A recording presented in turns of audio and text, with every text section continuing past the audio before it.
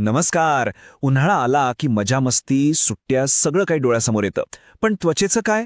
तिच्यासाठी तर हा एक मोठा टास्क असतो. चला आज आपण हेच समजून घेऊया की या उन्हाळ्यात आपल्या त्वचेला निरोगी आणि फ्रेश कसं ठेवायचं, तेही अगदी सोप्या उपायाने. हो, उन्हाळा हा ऋतू खरंच खूप छान वाटतो नाही का? पण आपल्या त्वचेची कहाणी मात्र थोडी वेगळी असते. हे कडक ऊन, घाम या सगळ्याचा त्वचेवर परिणाम होतोच. मग यावर काय करता येईल? चला तर मग जाणून घेऊया.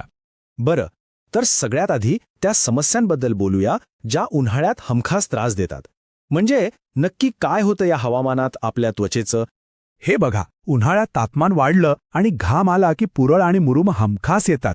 मग ते काळे डाग वेगळेच, काहींची त्वचा खूपच तेलकट होते, तर काहींची एकदम कोरडी आणि निस्तेज दिसायला लागते. आणि हो, सनबर्न आणि टॅनिंग हे तर ठरलेलंच. यातली कुठली ना कुठली समस्या तर प्रत्येकाने कधी ना कधी अनुभवलीच असेल, बरोबर ना? ठीक आहे, समस्या तर कळल्या, पण यावरचा सर्वात महत्त्वाचा आणि पहिला उपाय कोणता असेल? तर तो आहे सूर्याच्या त्या हानिकारक किरणांपासून आपल्या त्वचेचं संरक्षण करणं. चला, याबद्दल थोडं सविस्तर बोलूया. सूर्यकिरणांपासून बचावाची पहिली आणि सगळ्यात मजबूत ढाल म्हणजे सनस्क्रीन. आणि इथे एक आकडा अगदी पक्का लक्षात ठेवायचा आहे. SPF 30 किंवा त्यापेक्षा जास्त, यापेक्षा कमी नको. त्वचेच्या संरक्षणाची सुरुवात खरं तर इथूनच होते. पण एक मिनिट, फक्त सनस्क्रीन लाईन लावलं म्हणजे झालं असं नाहीये. ते योग्य पद्धतीने लावणं खूप जास्त महत्वाचं आहे. घराबाहेर पडण्याच्या थोडा वेळ आधी लावा, म्हणजे ते त्वचेत मुरतं आणि आपलं काम व्यवस्थित सुरू करतं. आणि हो, दर 2 तासांनी ते परत लावणं हे तर अगदी मस्ट आहे, कारण घाम आणि उन्हामुळे त्याचा असर कमी होतो.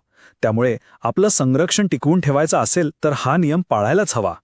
सनस्क्रीन आपलं मुख्य शस्त्र झालं, पण त्याला सपोर्ट करायला ह्या गोष्टी हव्याच. छत्री, टोपी किंवा एखादा छानसा स्कार्फ हे थेट ऊन त्वचेवर येऊ देत नाहीत.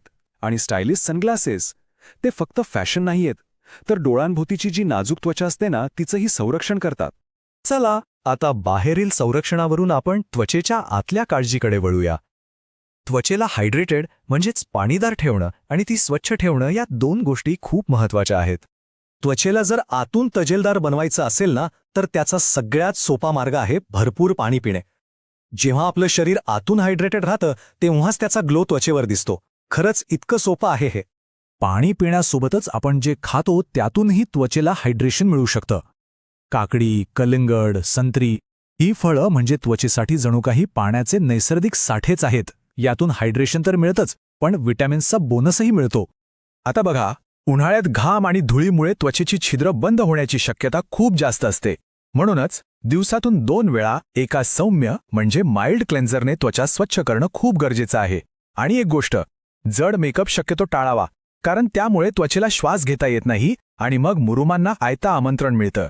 त्वचेची काळजी म्हणजे फक्त वरून काहीतरी लावणं नाही. आपला आहार आणि आपल्या काही रोजच्या सवयीसुद्धा तितक्याच महत्त्वाच्या आहेत. बघूया त्या काय आहेत. आहार आणि त्वचा यांचं खूप जवळचं नातं आहे. फळं आणि भाज्यांमधनं मिळणारी पोषक तत्व त्वचेला उन्हामुळे होणारं नुकसान भरून काढायला मदत करतात. या उलट तेलकट आणि मसालेदार पदार्थ शरीरातली उष्णता वाढवतात आणि त्यामुळे मुरूम किंवा तेलकटपणाची समस्या वाढू शकते. त्यामुळे निवड अगदी सोपी आहे, नाही का? आणि ह्या आहेत काही पटकन करता येण्यासारख्या टिप्स. उन्हातून घरी आल्यावर त्वचेला थंडावा देण्यासाठी काकडी किंवा कोरफडीसारखं दुसरं काही नाही. दिवसातून कधी फ्रेश वाटण्यासाठी चेहऱ्यावर गुलाब पाणी स्प्रे करा. आणि सगळ्यात महत्त्वाचं, रात्रीची शांत झोप, कारण त्याच वेळी आपली त्वचा स्वतःला रिपेअर करण्याचं काम करत असते. चला तर मग आतापर्यंत आपण जे काही पाहिलं त्यातले सगळ्यात महत्त्वाचे मुद्दे एकदा पटकन बघूया, म्हणजे ते लक्षात ठेवायला सोपं जाईल. तर मग या उन्हाळ्यात त्वचेची काळजी घेण्यासाठी हा आहे आपला सोपा 4 सूत्री कार्यक्रम. 1. SPF 30+ सनस्क्रीनने संरक्षण. 2. पाणी आणि फळांनी हायड्रेशन. 3. सौम्य क्लिन्झिंग आणि हलका मेकअप. आणि 4. संतुलित आणि पौष्टिक आहार. बस एवढं लक्षात ठेवलं तरी पुरेसं आहे. आणि या सगळ्याचा शेवटचा परिणाम काय? तर एक निरोगी, चमकदार आणि आनंदी त्वचा, अगदी या कडक उन्हाळ्यात सुद्धा. या साध्या सवयी लावल्या तर हे नक्कीच शक्य आहे. तर मग विचार करा, या उन्हाळ्यात आपल्या त्वचेच्या आरोग्यासाठी कोणती एक नवी सवय आपण लावणार आहोत.